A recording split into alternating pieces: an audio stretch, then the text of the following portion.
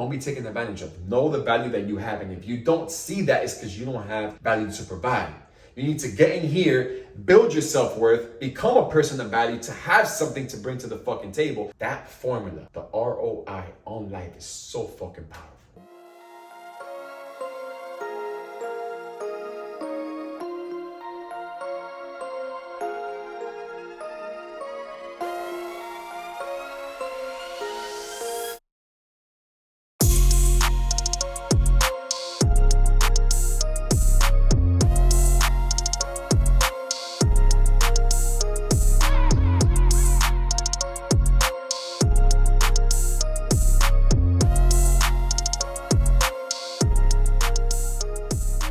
Here we go, Series 3, Episode 2 of ROI of Life. If you're new here, welcome to my channel. If you've been supporting me, I do appreciate it. The shares, the reposts, the direct messages saying, damn, you know what, Eddie, I've been through what you've been through. I'm glad to hear someone who overcame it. I'm now applying it to my life. That's really all this is for.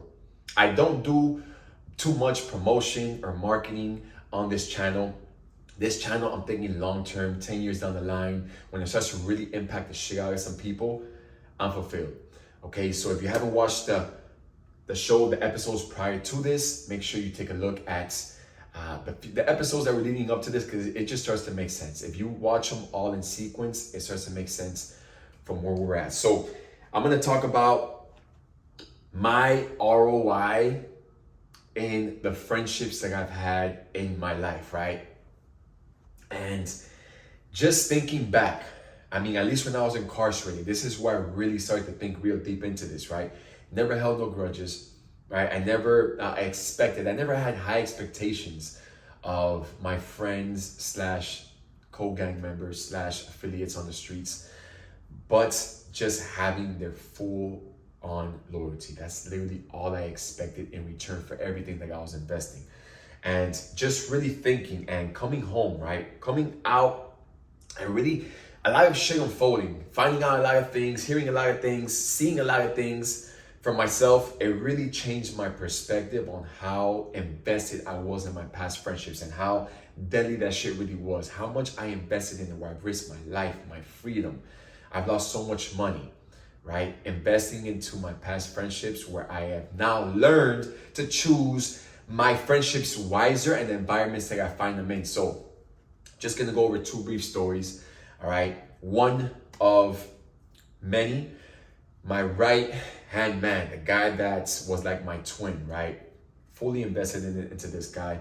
And then I always think about how I took part in him transitioning into this life, which was even deeper, right? He was always, we came up, you know, in the streets together, we came up in a life together, but when I initiated him into my organization, I took fault in that. I took responsibility for what the future was gonna hold. And I told him the day of, that exact date, your life is over. Like, you fucked up your life forever, right? I make that very clear, like, you fucked up your life.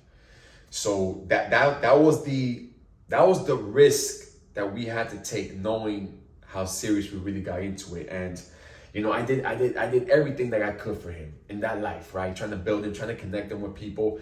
I trusted this guy wholeheartedly with every fucking dollar that I could trust in him with my children, with the women that I was with. I wouldn't question it. And we got incarcerated together. And just coming out, right? Finding out shit, hearing shit, just trying to really push that shit away. Wasn't even trying to believe it.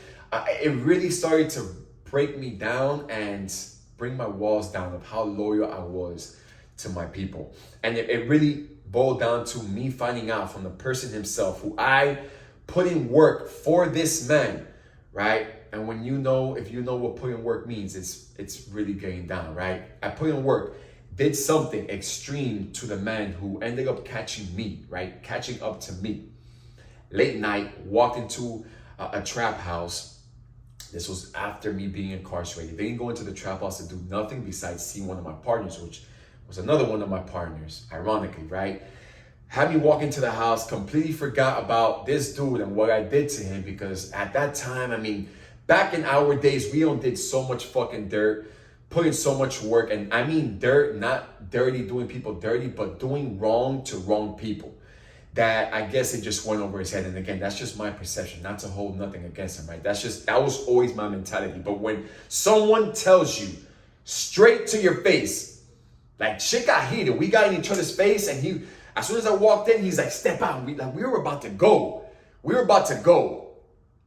And he told me, you know what, Eddie, I respect you because this is the first time I ever see you in person. I pictured you to be the 7-foot tall man. I never did social media. I used to, my face was not on no pictures.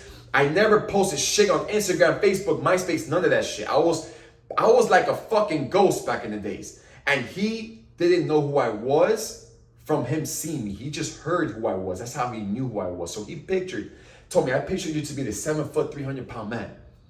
And here you are. And how it ended up ending was like, look, I know it wasn't personal. It was organizational.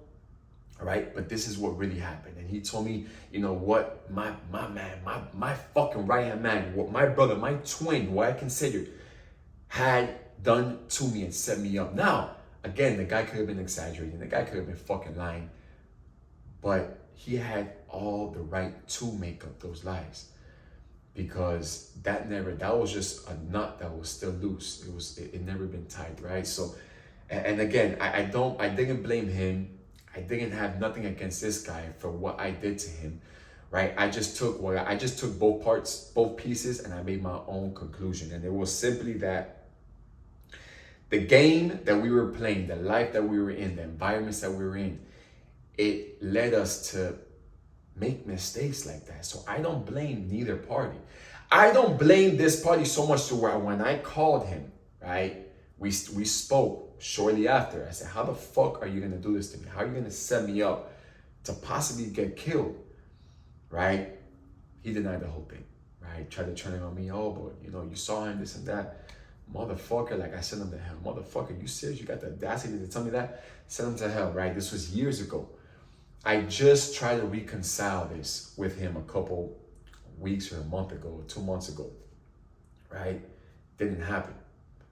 Me, again, not being in the wrong, try to reconcile something because I knew the environment that we were in, right, wasn't a safe or a healthy place to grow a real friendship. Solid dude.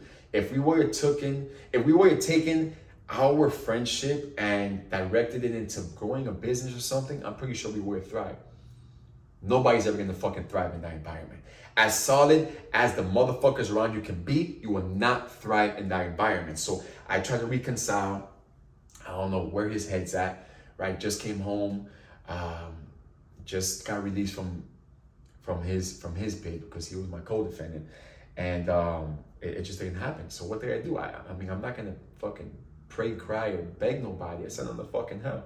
So you know what? I tried to do this from the goodness from the greatness of my heart to just see if we can do something in this life, right? And that's my overly invested self into people that just don't serve me anymore.